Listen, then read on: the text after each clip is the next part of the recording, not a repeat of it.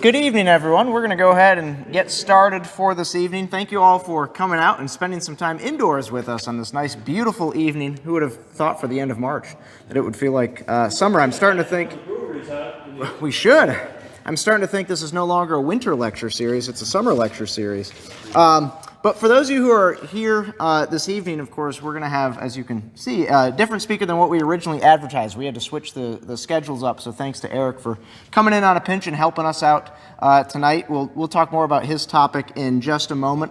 For those of you who don't know me, my name's Kevin Pollack. I'm with the Prince William Office of Historic Preservation, and I'm the one responsible for running the lecture series. So if you have any questions, suggested topics, come up to me. I'll be around all night.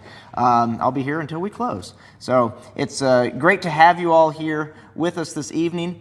Next month's lecture, we do this the fourth Thursday of the month, all the way from January through May. Next month's lecture is going to be Andrew Painter, who's a local lawyer, and he will be giving us a developmental history of Northern Virginia, so how Northern Virginia has grown, quite tremendously, of course, over the last few decades and years beyond that. So that's going to be right back here at 7 p.m. on April 27th. Also a free program, of course. For those who are interested and don't already have plans for the weekend, I've been told to advertise, lastly, we do have our upcoming Prince William County / Manassas, bless you, History Symposium. That's going to be right here on Saturday morning from 8:30 until 4. We have some flyers out in the back. We are asking folks to pre-register if you can, but if you want to just walk in the morning of, we do have some spots available as well, just a few spots available, but we do have some available if you're interested in that, and I can give you more information about that. We have plenty of other programs coming up. We're starting to get into our busy season, of course, with the weather warming up. So there are flyers in the back for you. Please feel free to take as many of those as you like. Pass those out to friends, family, whoever else, and help us spread the word. But thanks for coming out tonight, and we look forward to seeing you at some of our future programs as well. I'm going to turn it over to Eric, who will be our speaker for this evening. Eric has written several books, as you can see, which he has for sale here tonight, about the lives of some of the men who rode with the 43rd Battalion Virginia Cavalry, Mosby's Rangers, and he's given over 100 presentations about the stories in his books. Eric has appeared on C-SPAN and had articles published in America's Civil War magazine. He graduated from the University of Kansas and was commissioned a second lieutenant in the United States Army. The majority of his 22-year military career was spent in Special Forces, and he retired from that in 1999 as a lieutenant colonel. Some of his awards include the Ranger Tab, the Special Forces Tab, the Master Parachutist Badge, Special Operations Combat Diver Badge, and the Combat Infantryman's Badge. Eric retired recently, and he is busy in his term as president of the Stuart Mosby Historical Society, where, of course, he has plenty of information to share about the history of Northern Virginia and about Mosby's Rangers. So please join me in welcoming Mr. Eric Buckland up to the podium.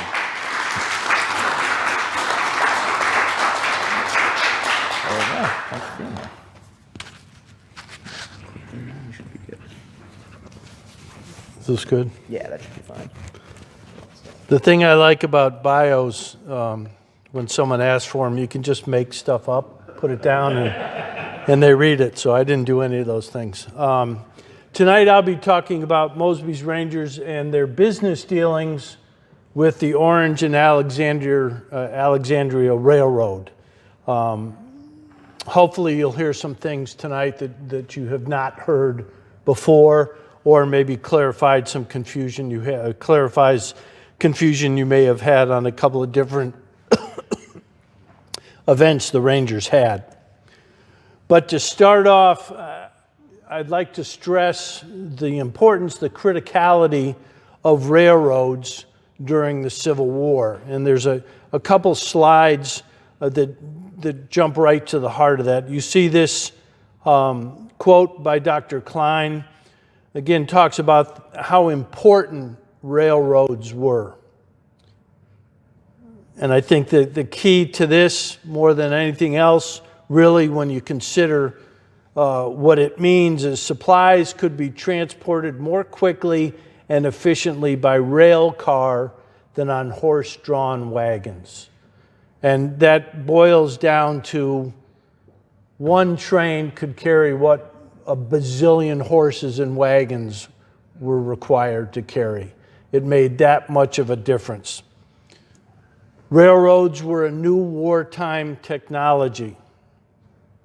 And again, this talks about what trains could move as opposed to horses and wagons. I mean, just think about 150,000 wagons pulled by 900,000 mules. And really, when you think about it, how many of those wagons would have been carrying fodder for the mules? I mean, the logistical problems with wagon trains were enormous. And they were not that quick either, of course. They had security problems, and trains really did away with a lot of those requirements, helped a great deal. Simply put, the use of railroads in the Civil War was revolutionary. It was strategically critical. It was a logistical imperative for a general who wanted to move his men quickly, move equipment quickly as well. And it was an extraordinarily important game changer. Because of that, railroads became a significant military target. Now you can see different examples of destruction done to railroads. Many of you have heard of Sherman's neckties, where they would take the rails, put them over the timbers, light fires and melt them, and then twist them in such a way that once they cooled down, they could not be fixed. The trains, the tracks, you read about the miles and miles and miles of tracks that would be ruined, that would be torn up, trestles in some cases, and then destructions of trains themselves, and the depots, the junctions, the different buildings associated with the railroads all became critical targets and became part of the war. They became targets just as much as the enemy forces were in some cases. Now, in the area known as Mosby's Confederacy, primarily Loudoun, Fauquier, Warren, Clark, parts of Prince William counties, there were two potential railroad targets for the Rangers: the Orange and Alexandria Railroad and parts of the Baltimore and Ohio Railroad. They ran right through the heart of where Mosby and his men operated. But keep in mind this quote, this information by George McLean, that destruction of railroads that would have an impact, an attack on a railroad, was generally done by extremely large forces, well equipped, who had the time to spend tearing up those tracks, burning things, destroying things. Something I didn't realize till I dug into this a little bit was dynamite was not invented until after the Civil War. And I know I've seen movies where somebody lights the stick of dynamite with their cigar and flings it. Well, not during the Civil War. It was with black powder in most cases, barrels of it. Now think about the logistics required if you wanted to blow something up with black powder. So this was not the job for a small unit. Again, we talk about Sherman's army, probably more than anyone else, tearing up railroad tracks, and that was tens of thousands of men with a logistical tail to a certain extent behind supporting it. And then we look at Mosby's Rangers, who again, I said there were potential targets in the area where they operated, but they were Confederate partisan Rangers. They operated from January 63 until they disbanded in April of 65. As I stated, their principal area of operations encompassed Loudoun, Fauquier, Warren, Clark, Prince William, and actually, although they didn't stay there, they got into Fairfax County and had more operations in Fairfax County than anywhere else. Almost, if you combined all the other counties together, they did more operations in Fairfax because it was a target-rich environment. But most critical in this discussion is the fact that Mosby's Rangers were lightly equipped. They stayed alive through speed and mobility. They operated in a decentralized, meaning they'd never massed. Mosby had, at the end of the war, 800 men officially mustered into what became the 43rd Battalion Virginia Cavalry. The largest group of men he ever had in a single fight was somewhere between 300 and 350 in the Berryville wagon train raid in the fall of 1864. They were much more effective and much more efficient operating in smaller groups, 30, 40, 50, 60 company-sized elements. And that allowed Mosby on many nights to have 3 or 4 or 5 different combat patrols out at the same time. So we have in Mosby's Rangers a small unit to begin with, lightly equipped, had to move quickly, could not be encumbered or should not be encumbered with a lot of heavy equipment, and did not have the manpower to go tear up railroad tracks for 3, 4, 5 miles along. They didn't have that many men, nor did they have the nor did they have the tools. So how do the Rangers fit into this discussion of the Orange and Alexandria Railroad? Well, I told Kevin that they don't, so this concludes my presentation. And if you have any questions, I'll be glad to handle them later, and I hope you all come to the next presentation. The reality is, that was my moment of jocularity. The reality is that Mosby received suggestions, let's agree that it was pressure, from Jeb Stuart to seek out more military targets. There were grumblings in a very gentlemanly fashion from Robert E. Lee very early on when the Rangers were operating that perhaps this group of men would better serve our effort by going after military targets and not hitting these sutler wagons and hitting these small patrols of Union cavalry. But the reality was that was how the Rangers operated effectively, by having multiple patrols out in small groups. Mosby knew, as essentially a guerrilla soldier, he should not mass his men, because he could have very easily been defeated in detail. That would have been the end of the story. We would not be sitting here talking about Mosby's Rangers. But nonetheless, he was receiving pressure from Stuart to up the ante and take on some military targets. But they were light cavalry, weren't they? We just talked about that. They did not operate as a large force, and they had few tools. But they did have attitude. These 2 quotes, I think, encapsulate the Ranger mentality. First, Mosby said himself, a small force moving with celerity and threatening many points on a line can neutralize 100 times its own number.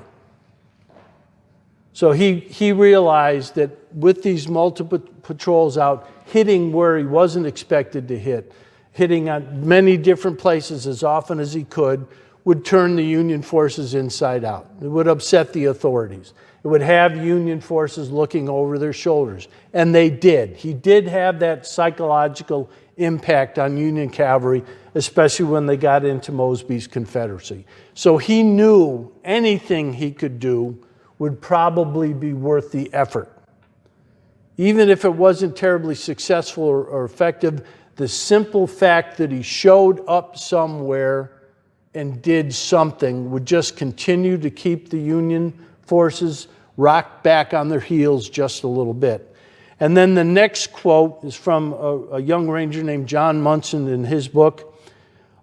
and I think it's applicable sort of across the board and for tonight and what we're talking about. It was an unwritten law of the regiment that when a Mosby man heard of Yankees in the neighborhood, he should immediately go after them, learn all that he could, report to such other of his comrades as he could reach, and then start something. Now, I like that. And that's what they did. If you read about the Rangers, you will read time after time after time. He and I are out on a little bit of a scout, or we've just gone to see our young girlfriend somewhere in the neighborhood, and we bump into a Union patrol. It's just the two of us. Shots are flung at each other. The other Rangers in the area hear it. Well, now there's 6 or 7 Rangers. Union cavalry knew in about 5 minutes there's going to be 15 more, and they would continue to pile on. Start something and see where it goes. And so you have these two attitudes of the Rangers. Let's get out, Mosby, in many places as we can, and all the other Rangers agreeing, and then start something. And so they did, and the Orange and the Alexandria Railroad would be the result, or would feel the impact of starting something on a couple of different occasions. The first was on May 3rd, 1863. Mosby, with about 98 men, including, and I believe if you were here for Don Hackinson's talk, he talked about the Iron Scouts. It was a specialized scout unit from the 2nd South Carolina that operated up around Mosby's Confederacy. And they threw in early when Mosby first started operating, April, May, June of 63. They would throw in with Mosby's Rangers on 3 or 4 different occasions. And in this case, there were about 20 Iron Scouts with Mosby and the other men under him from the Rangers. They would leave from the Middleburg area, go through Warrenton, out to Warrenton, then swing back to the southeast and head toward Warrenton Junction. Now, as they were riding, Mosby didn't necessarily know what was there other than the junction and probably some supplies, maybe some railroad engines or cars, something he could go in and wreck, destroy, just another opportunity to annoy Union forces. His plan was to hit Warrenton Junction and then continue moving to Falmouth. Because if you remember with this date, this is about the time that the Battle of Chancellorsville is starting to spin up. You could hear it, supposedly, some of the fighting from where Mosby was and when they were riding. So his intent at this point was to go through Warrenton Junction, cause some trouble, but then to continue on. So they would ride down in a group. Now, remember, in most cases, the Rangers did not travel in a very military column of 4s or column of 2s. It was kind of a gaggle. It was kind of a mob. They just sort of ride down the road at their leisure, sort of kind of staying together. If they felt like it, if they saw a friend, they'd ride off and talk to the friend, then go back and catch up. But they made their movement down close to Warrenton Junction. As they got close to the junction, they could see Union forces in the area of Warrenton Junction. And it turned out to be the 1st Virginia Federal Cavalry, which would later become the 1st West Virginia Volunteers. As the Rangers approached the junction, they saw this Union unit completely lacking security, just really lollygagging in the area. Horses had had their saddles taken off. The men were just kind of lounging around the area. There was no security. They were not expecting any kind of attack whatsoever. They were unprepared for what was about to be unleashed on them. And so as the Rangers began to ride up, at least up until at least a couple hundred yards away, the Union forces had no idea that the enemy was approaching. But once Mosby gave the order to charge, obviously it got the attention of the Union forces. But almost as quickly as I've just said that, Mosby's men were on the Union forces, They had hit a couple of outbuildings. They captured a good number of Union soldiers. They captured horses. But several of the Union soldiers moved into one large building, like a warehouse-type building, and began to put up a pretty stiff fight.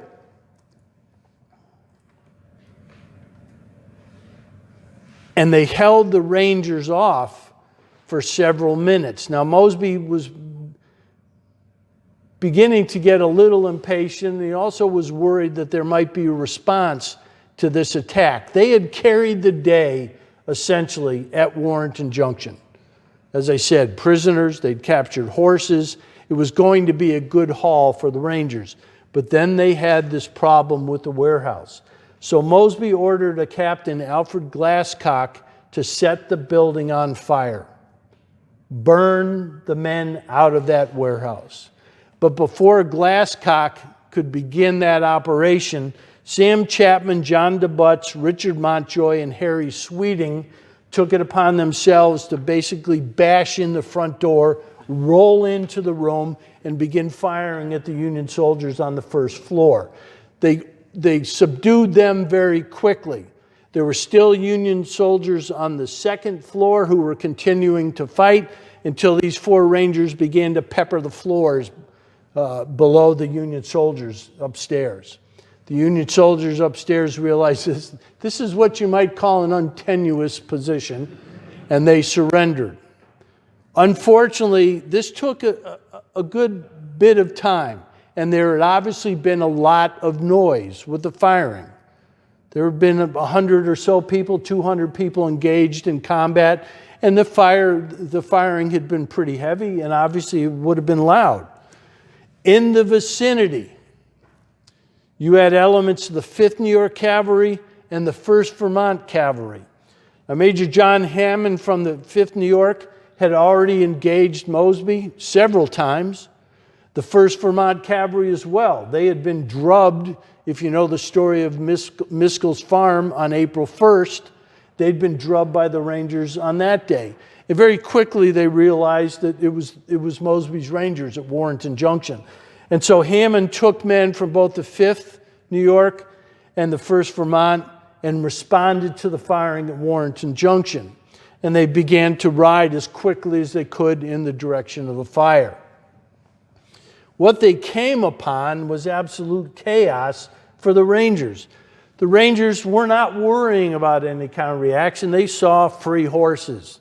They saw weapons. They saw different things they could take, and they were out chasing horses. There was no security around the objective they had just captured, and they now were not ready to be attacked by an enemy force. And so almost as soon as the 1st Vermont and the 5th New York hit them, the Rangers were in severe trouble. And they had to execute their one standard operating procedure, the skedaddle. It's every man for themselves. And that was a thing they did many, many times. When things tilted against them in a fight, every man went off in whatever direction they wanted, because they knew the Union soldiers would not chase each and every one of them. In this case, the Rangers had to flee. Mosby and an Iron Scout named William Mickler rode together and were chased all the way through Warrenton by some of the Union troopers. They would escape, but this was a very great or quick victory. It was going to provide them horses and equipment and tack and everything else that quickly turned into a defeat, a true major drubbing on the part of Union forces against the Rangers. It was a bad day for the Rangers. Now, when you hear talks about most Civil War battles, we talk about hundreds or thousands of casualties. In any fight for the Rangers, a couple of casualties was bad. One man being killed was bad. 2 or 3 being wounded was bad. You can see the results of this fight. 4 killed in action or mortally wounded in action. 9 others wounded in action, and 15 POWs. That was severe when it came to the casualty list for the Rangers. That was a major loss. Mosby would write later that it was a mistake. He never should have even attacked Warrenton Junction. His real mission was to get down to Falmouth, and because of the loss and the fact that the men were so scattered and broken up across the countryside, they never did proceed to Falmouth. This was a bad day for the Rangers and a bad day for their leader, John Mosby, and some of the decisions that he made that day. I mentioned Richard Paul Montjoy. He's one of the men who kicked in the front door of that storage building. Interesting character. He would join Mosby as a private just a month or so prior to the fight at Warrenton Junction.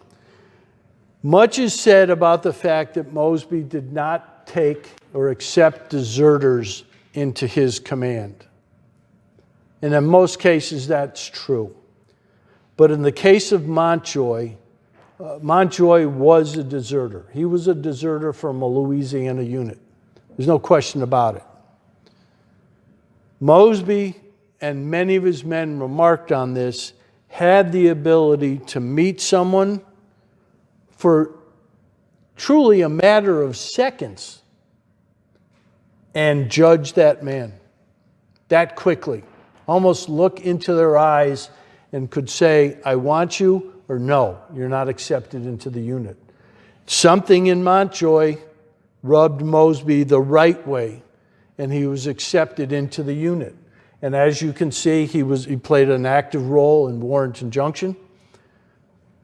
Several months, or almost a year later, on February 20th, 1864, the Rangers would tangle with some of Cole's cavalry, which was a Maryland unit.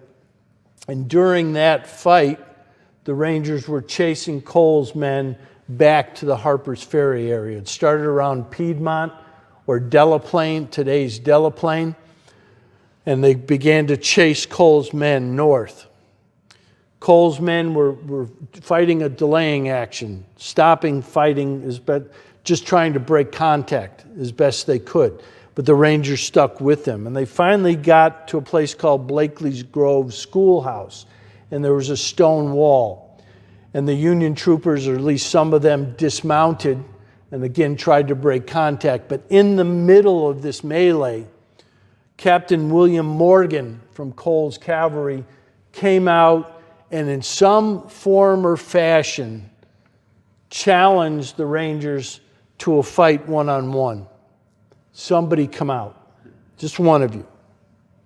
But this, which is mind-boggling when you think about it, but this dare was offered in the middle of the fight, and Montjoy said, okay, I'll take that. And he rode out and he killed Morgan. Mosby saw it and would exclaim after the fight, Montjoy earned his bars today. And in fact, meaning that Montjoy would be promoted and he would make captain. He would jump from private to captain and would end up one of Mosby's most favorite, respected, trusted company commanders. Unfortunately, near the end of 1864, while out with his company, Montjoy would jump a small group of Loudon Rangers. That was a Virginia Union unit from the Waterford area. Mosby's men would jump, Montjoy and some of his men would jump a small group of Loudon Rangers and get them running, would get the bulge on them very quickly. The Loudon Rangers would break, and all they wanted to do was get back to the Leesburg area. And so as the Loudon Rangers were fleeing down the road, Montjoy and some of his men were chasing a group of the Loudon Rangers. And a Loudon Ranger named Malin Best took his revolver and literally went like this with it and fired blindly at the Rangers chasing behind him and hit Richard Paul Montjoy in the head. And more than likely, Montjoy was dead when he hit the ground. And they say the other Rangers with Montjoy, when they saw him hit, knew it was probably a fatal wound, said that they, as a group, reined up, and there was an audible gasp from the Rangers that this beloved, respected man, Montjoy, had been killed, and he in fact had been. He was buried in Warrenton Cemetery, not that far from Mosby's grave, maybe 25, 30 yards at the most. And after the war, many of the Rangers put up a collection and had this obelisk that you see here put over his grave. That was erected from his old comrades. And on it, amongst other things, is inscribed, "He died too early for liberty and his country's cause, but not too early for his own fame." That was Richard Paul Montjoy. But not to be deterred, the Rangers would get back along the Orange and Alexandria Railroad after that drubbing at Warrenton Junction. On May 10th, just a week later, they would remove some rails between Bristow Station and Catlett Station and wreck a train. They also burned a trestle over Cedar Run. I had a long Facebook discussion with someone about how they would derail trains. And this person swore that they would move rails one after another closer and closer and closer and closer to each other, so finally the train would run off the tracks. No. Basically what they did would loosen one rail, maybe two, on one side of the track. Usually there were telegraph wires somewhere near. They were always cutting the telegraph wires anyway to just ruin Union communications. They would cut some of that telegraph wire. They would loosen that rail. They'd tie it around the rail, run it back into the woods where they would hide. And as a train was coming along, simply yank the rail off and the train would derail. It was that simple. Very few tools were required. How did they exactly loosen or remove rails? I don't know. But they did it on at least 3, 4, 5 different occasions. So it was something that they could do. So on the 10th, they did go out and take another shot at the O&A. At the end of the month, they would go back down to the O&A Railroad and see what kind of trouble they could cause again. And the idea was that they would set up close to Catlett Station, try to derail a train in the form that I said, and see what they could do, just as far as the trouble they could cause. And they always knew there would be tremendous amounts of loot, things that they could take off of the train. So on the 30th, they would set up in one of these ambushes. Mosby had about 40 men with him. He also had an artillery piece. How many of you are surprised that Mosby had an artillery piece with him? Anybody? Well, good. Because you'll understand my editorial then. He had with him a small mountain howitzer. On the 19th, May 19th, Mosby had requested a mountain howitzer. He received it about a week later. When it was shown to the Rangers the first time, one of the Rangers quipped, "It's too big to fit in a holster, but too small to be called a cannon." I contend that Mosby made some tactical errors in different fights. I would argue that this was the most boneheaded thing he had ever done during the 26 months of his command, bringing an artillery piece into a unit that was known to survive by speed, mobility. I don't have to go down a road. I can go down some little path. If I can't find a path, I can just cut through the woods. How do you do that pulling a cannon? You can't. And I've never really truly understood why he wanted that peace. Maybe it was to assuage Jeb Stuart. Maybe he thought it would make Stuart a little happier. Or maybe he thought Lee would think, okay, now Mosby wants to go out and be more like the real army and not playing out there doing whatever it is that he does. But nonetheless, he ordered this cavalry, or ordered this artillery piece, and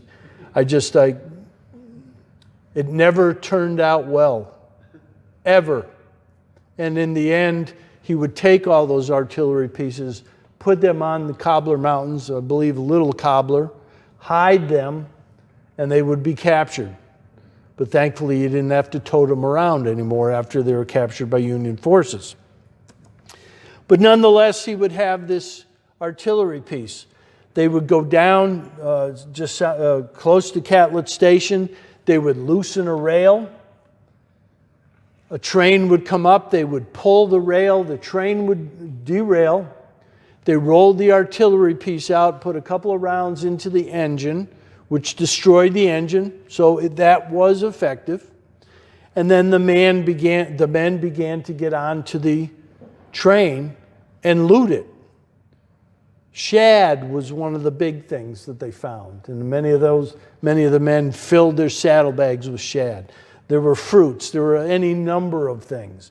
So the men were having just a grand old time on this train. But in those minutes up to actually getting on the train and after that, some shots had been fired, and an artillery piece had been fired a couple times. And perhaps the train made some noise when it derailed. Well, maybe that would have alerted any Union forces in the area. The Rangers were too busy going through all the delicacies on the train. But William Mann from the 7th Michigan Cavalry heard the commotion, thought that perhaps it was actually regular Southern cavalry because he heard the artillery piece.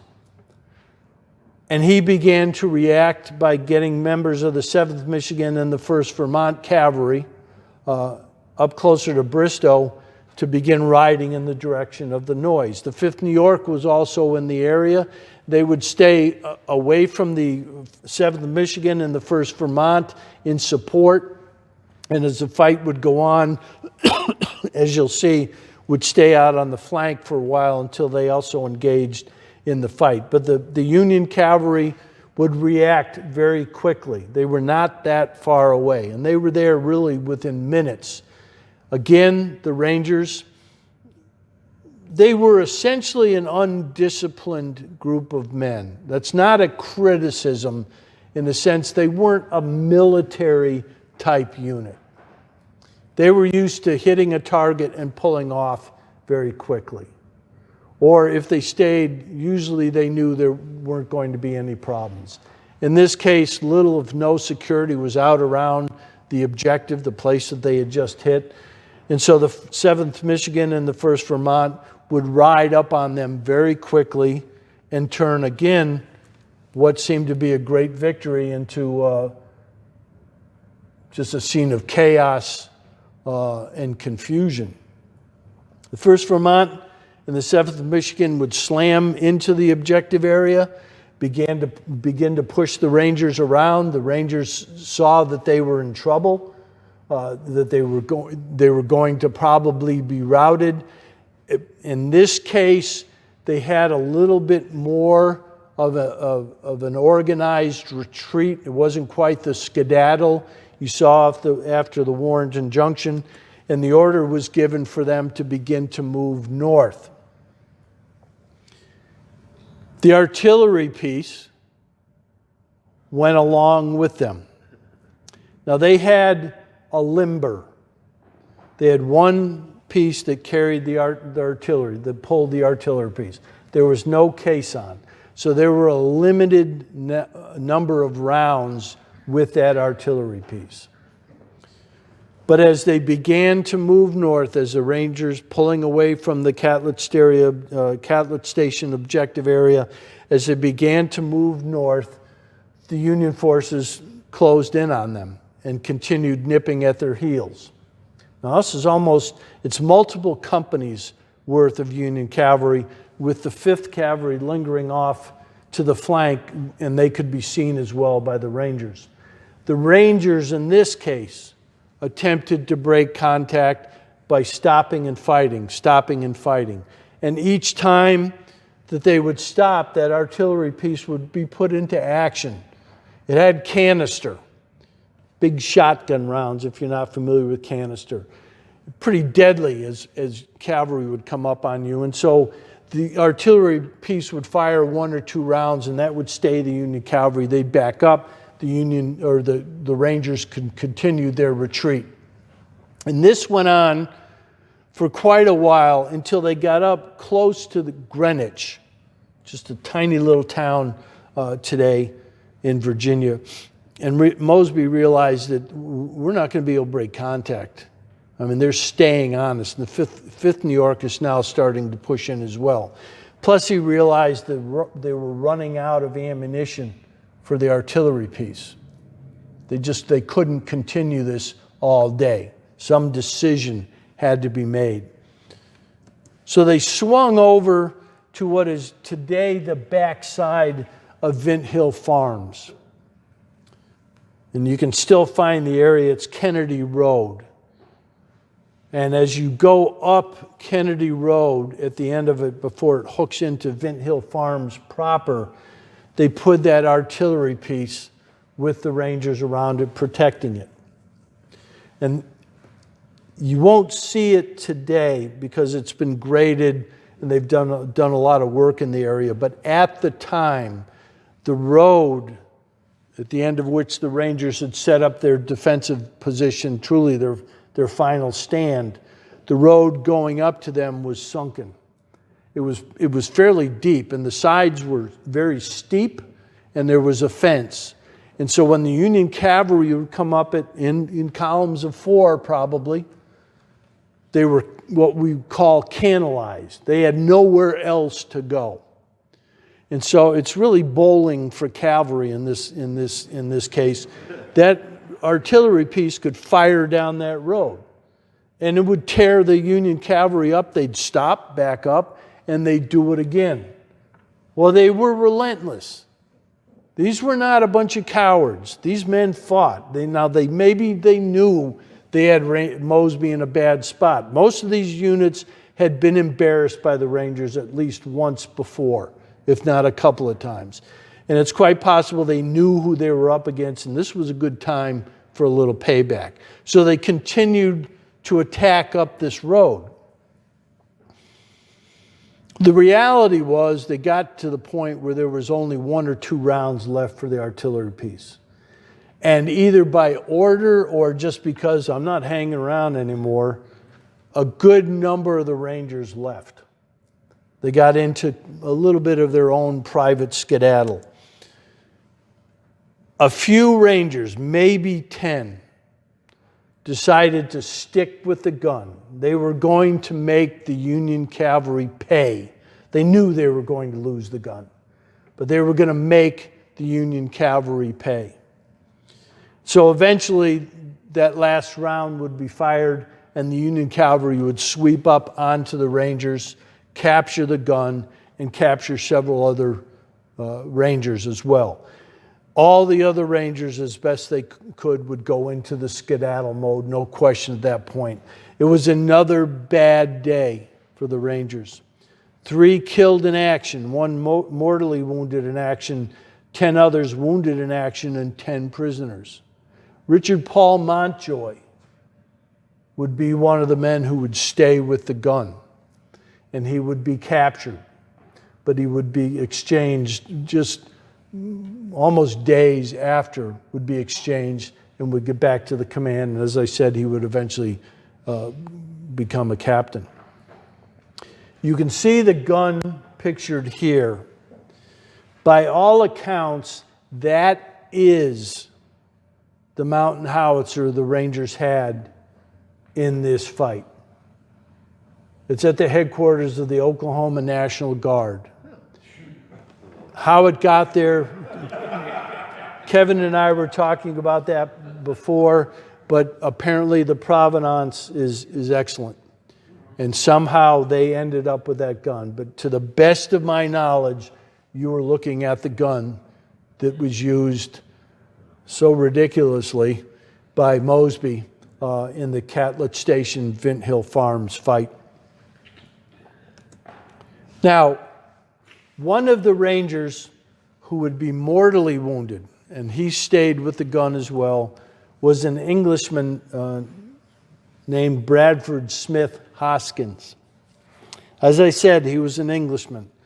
By this time, the Rangers had gone almost without exception to the use of revolvers. 2, 3, 4 revolvers per man.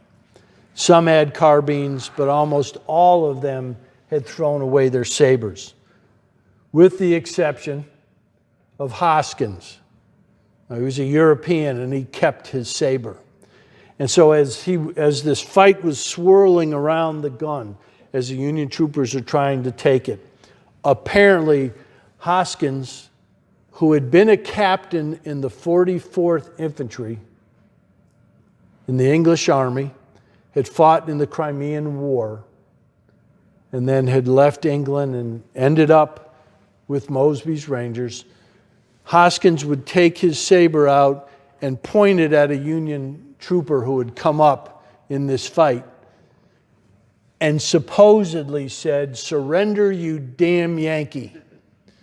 And the Union trooper pulled out his revolver and said, "Like hell I will," and shot him in the neck. Now, he would not die, but he would go down. After the fight, he and another Ranger, who I'll discuss in a moment, were gathered up by a man named Mr. Green, who lived in that little area. He was an Englishman. He flew an English flag on his home, pictured here. It's no longer standing, just so people hopefully would leave him alone. I'm English, leave me alone. I'm not in the fight. He would pick up Hoskins and another Ranger named Sam Chapman and bring them to his home to try to help them. And it was at that home where Sam Chapman, who I'll discuss in a moment, and Hoskins would share a room, and Chapman would write about Hoskins and his last day a little bit later. And thankfully it didn't last too long, no more than a day, but Hoskins was really beside himself with the fact that I know I'm going to die here. How did this happen? And at one point he also said, according to Chapman, my poor mother. And he would die about a day after he had been wounded. Bradford Smith Hoskins, Englishman, would die in Mr. Green's house. Across the street from Mr. Green's house was a cemetery, Greenwich Presbyterian Church Cemetery. Hoskins would be brought there to be buried. His father was a minister in England, and he would find out about his son being killed and would send money to Virginia so a stone could be placed over his son's grave.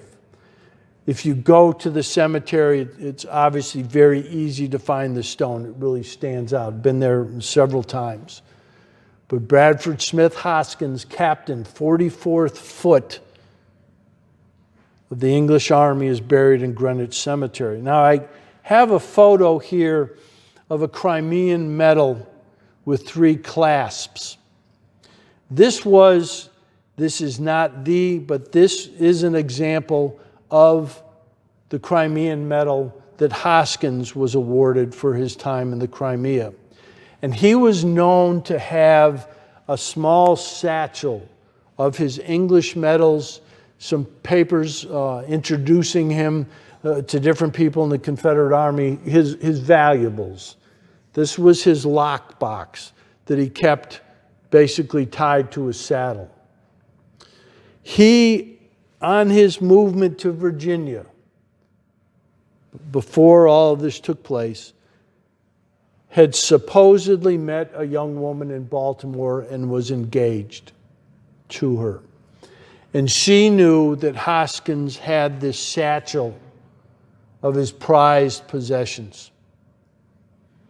After Hoskins died, she would ask, once she found out, she would ask different people what happened to his satchel.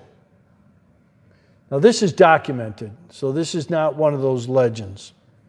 But she began to ask what happened to that satchel.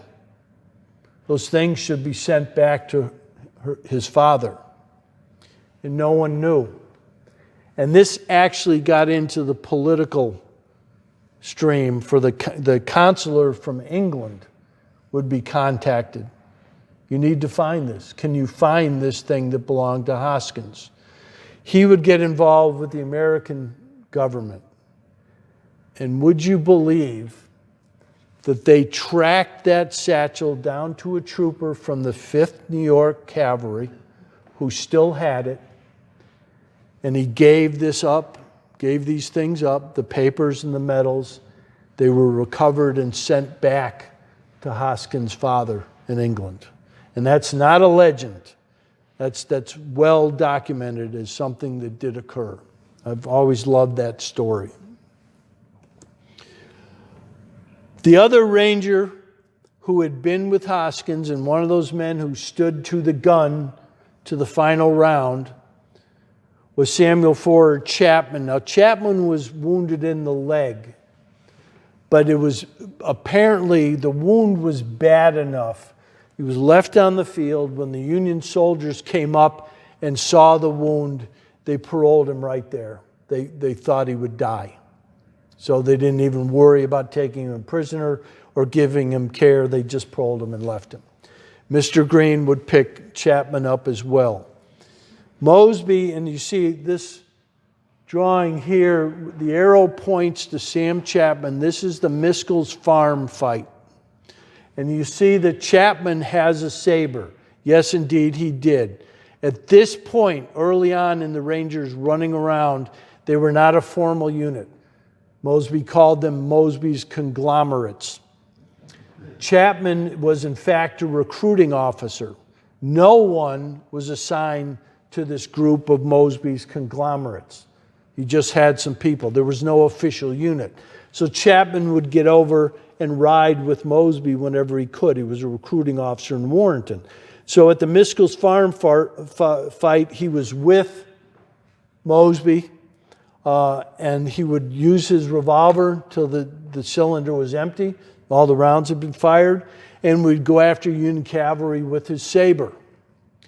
And Mosby, years and years later, in writing to Sam, would say, "I still chuckle thinking about that time at Miskel's Farm when you were up in your stirrups, standing, wailing away with your saber, like some fiery Covenanter."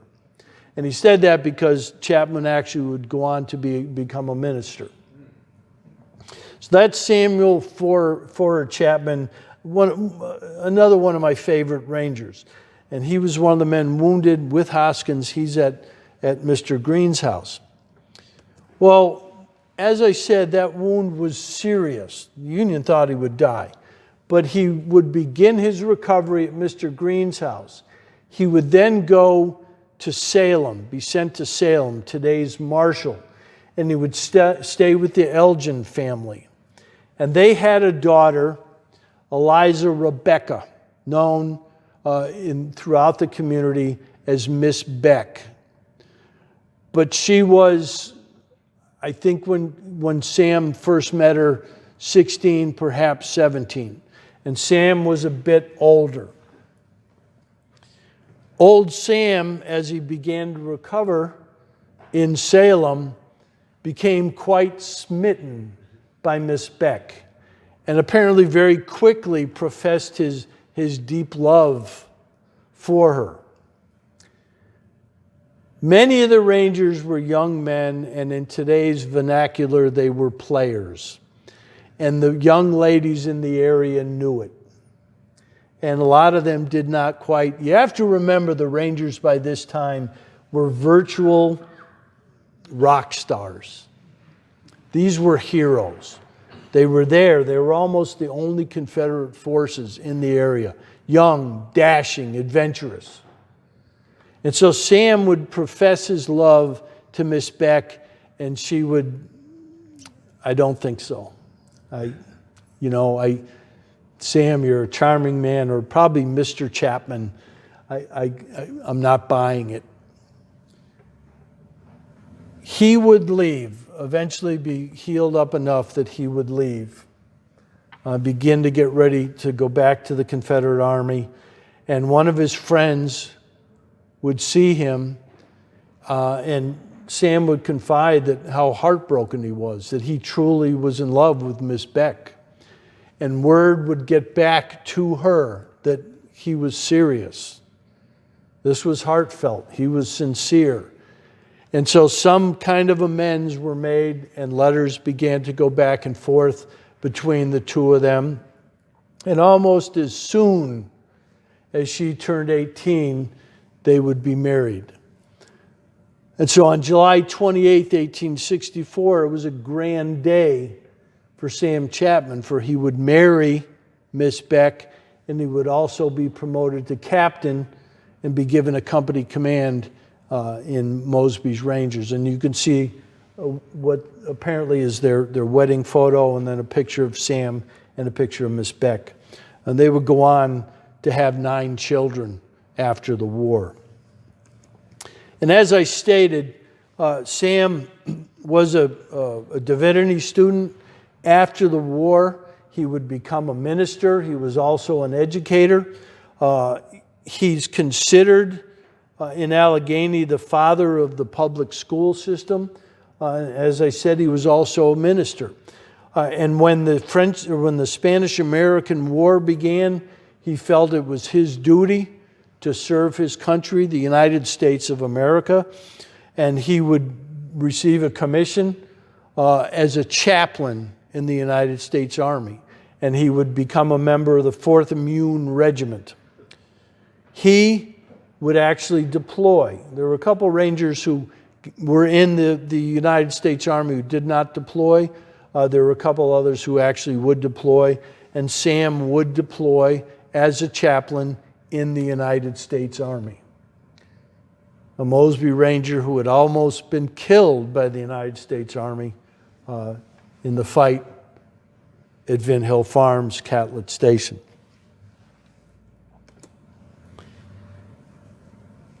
As I stated, for the first 6 months, and when these two fights took place, this was a bunch of guys riding with Mosby's